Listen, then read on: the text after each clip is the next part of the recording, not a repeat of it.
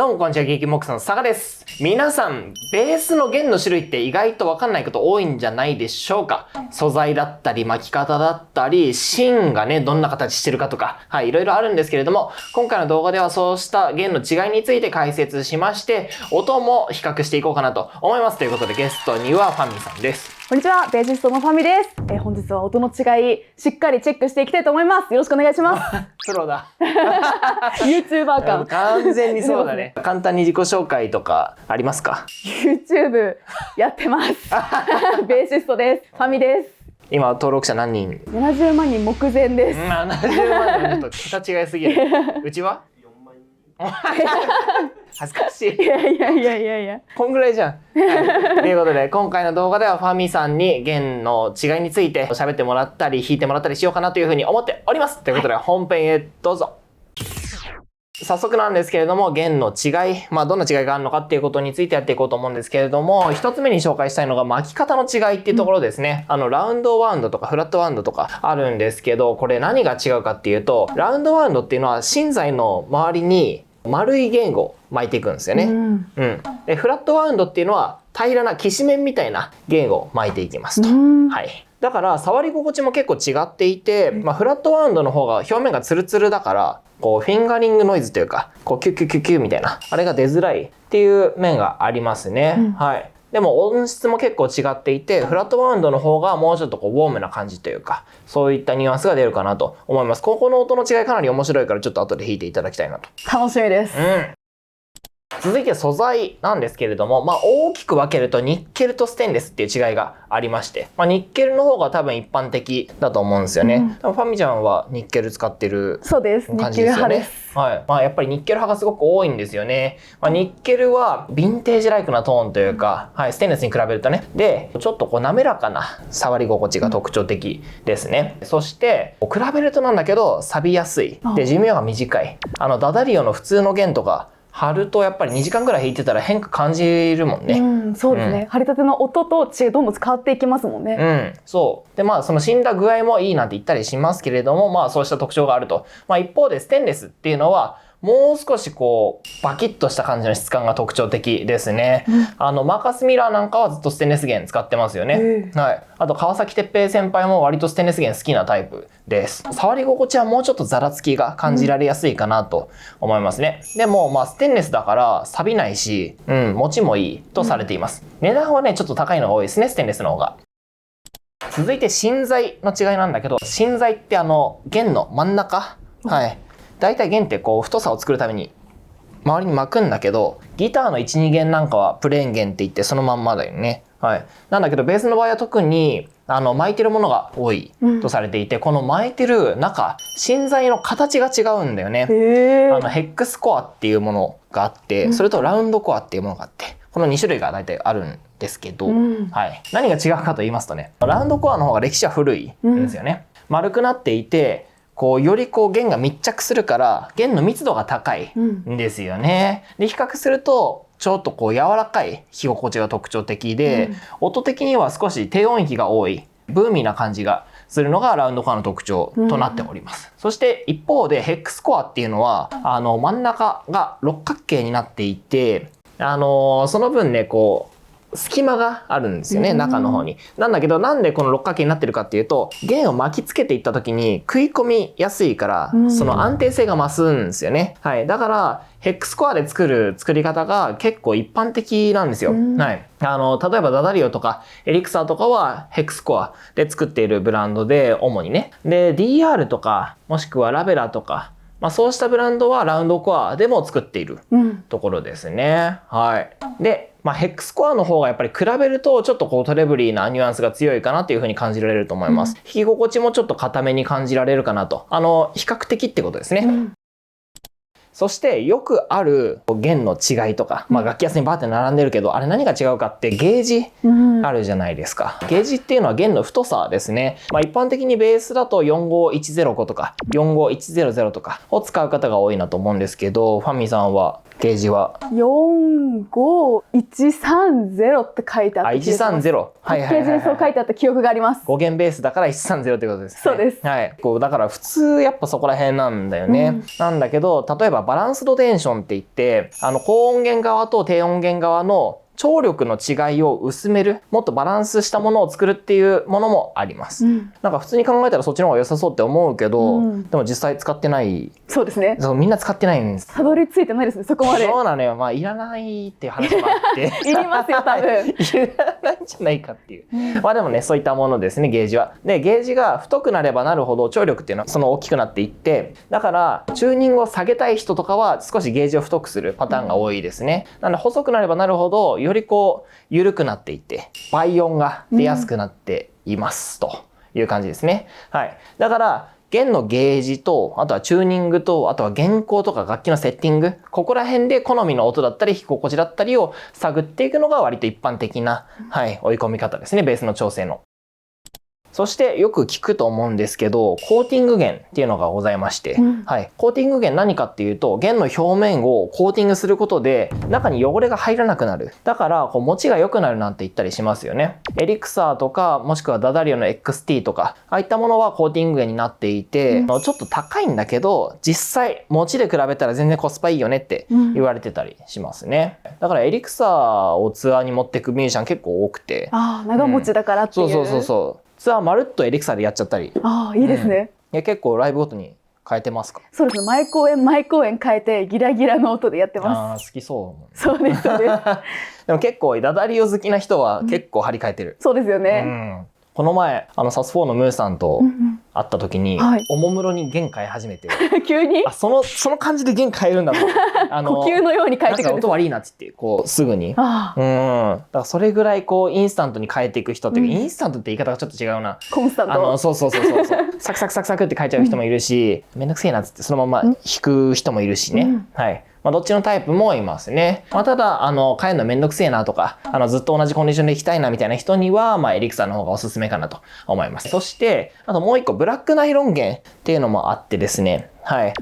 ナイロン素材のこの黒いあれを周りに巻いてるっていう。黒いあれをそう巻いてるっていうね。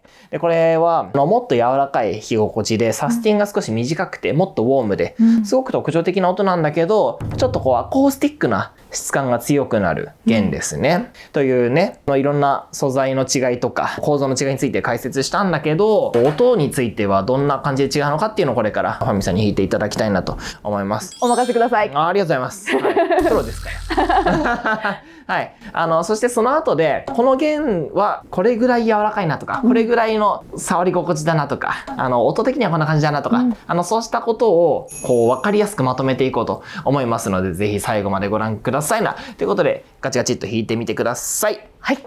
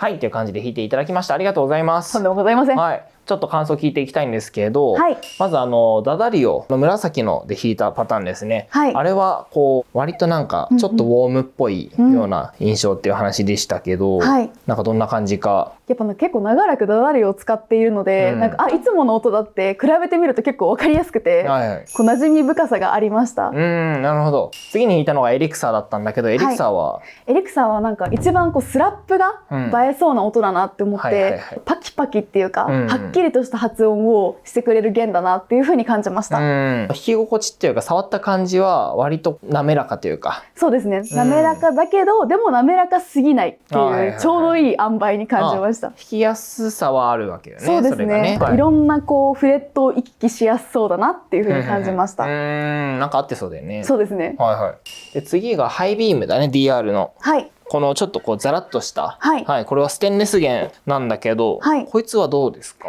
弾き心地硬く感じたかなっていう風に一番こう印象づいていて、こうしっかりと弦を捉えて弾くような弾き方の人にはすごいぴったりなんだろうなっていう風な想像ができました。はいはい。ちょっとこうツペツペした弾き心地というか触り心地がするってそうですね。なんかザラザラでもないけど、ツペツペなんか左手にしっかりこう感触が欲しいこう時に、こうありがたい弦かなっていうふうに思いました。弾き応えがあるというか。そうです。なるほどね。次がケン・スミスのフラットバウンド弦。ちょっとぬめっとしたやつだね。ツルツルで音がまとまってるって話。ちょっと触ってみても大丈夫？それ。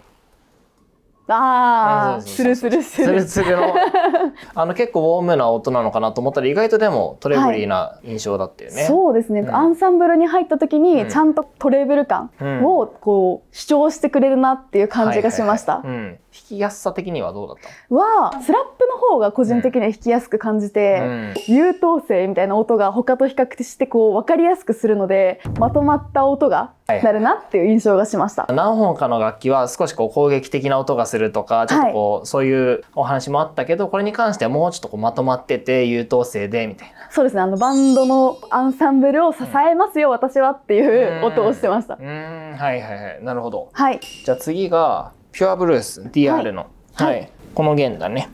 おお、取っかかり。これはどうだった？この弦は例えば3フィンガーで演奏する時とかにこのアタック音をしっかりとこう生えさせてくれるような音がするなっていう風に感じました。私はこう一番弾いてみた中で好きでした。ピュアブルースが好きでした。でも結構なんか楽しそうに好きなんだろうなっていうね。そうですね。わかりやすいからちょっと露骨にニヤッとしちゃいました。してたよ。最後がこの黒い。この弦はどうでした？もうなんか他のやつと全然違くて。おーみたいな、なんかファーストインプレッションがまず面白いなって感じで、なんかこの左手のこの滑りがなんかこう手に吸い付くような、なんかぬめぬめじゃないけど、なんかこうスルッっていう感じがして、なんか他の弦ととにかくもう一番こう違くて、刺さる人にはめちゃめちゃ刺さるなっていうのを感じました。素材自体も大きく違うしね。そうですよね。じゃあなんか多分一番好きそうなのはさっきのねピュアブルースっていう、そうです。これだったよね。スラップするんだったら一番どれが？エリクサーが一番の音がこう一番こう行くぜっていう感じの音がしました。で指ならピュアブルースで、スラップならエリクサーがそうです好みだと。好きでした。はい、そういうことでございます。はい。以上本編終わり。ありがとうございます。ありがとうございます。本編終わって、もう何喋ってもいい。何喋ってもいい時間あるんですか？何喋ってもいい時間がある。そんな時間あるんですね。弦今はさ何を使ってるの？今はダダリオの黒いパッケージのやつを使ってます。コーティングじゃない方かな？じゃない方です。NYXL だ。それです。なんかそれを結構こう新しい時のそれの音が好きなので、頻繁に弦を変えて使ってます。そうなんだ。じゃあ1回で何十パックも買うの？もう40パックぐらい買いました。だからもう部屋の本棚が全部黒いみたいな。すごいね。そうなるんだ。そうですね。圧巻だと思います。いやいや、さすがですわ。ライブごとに結構変える？そうですね。ライブごとに毎回変えて、なんかとにかく一番最初に張り立ての攻撃もう「えい!」みたいな感じの音がするのが好きなので、毎回それ用にライブごとに変えた弦を客席に投げるっていうのを毎回やってます。すごい投げるんだ。投げます。でも確かにダダリオ好きな人って割と張り替えるのが早い印象があるな。そうですね。結構みんな張るよね。でもなんかこう頻繁に張り替えても弦のこう張り替えた後ってチューニングが狂いやすいじゃないですか。でもその弦は全くそんなことなくて狂いにくいというか安定してくれるんですよ。だからどんどん変えられるっていうなるほどね。特徴があります。すごいいい話。ダダリオさん。聞いてますか？ダダリオさん。はい。売ってるのでね、買ってみてください。NYXL っていうね、弦ですね。45130のだということで。はい。ありがとうね。ちょっとまた今日は2本撮るんだけど、1本目っていうことで、2本目もよろしくお願いします。お願いします。はい。概要欄の方に、ファミさんの YouTube のリンクとか、Twitter のリンクとか、何かと貼っておきますので。ありがとうございます。はい。よろしくお願いします。はい。ギークボックスなんですけれども、GIB 横浜、GIB 兵庫の他に GIB ソウル最近やっています。はい。韓国でもやってるから来てください。で、あとトニック横浜っていうギターショップもあるからそっちの方もチェックしてみてください。で、Twitter、Instagram、Facebook、TikTok とアカウントがあるのでそこら辺もね、よろしければチェックしてみてください。やっぱいいベースってレジマートとかに上げる前に、Twitter に上げた瞬間やっぱみんなね、これは何ですかみたいな。いくらですか売れちゃう。だからちょっといいベース探してる人は Twitter 見るのが一番いいかなと僕は思います。おすすめです。ということで、また次の動画でお会いしましょう。ファミさんありがとうございます。ありがとうございました。バイバイ。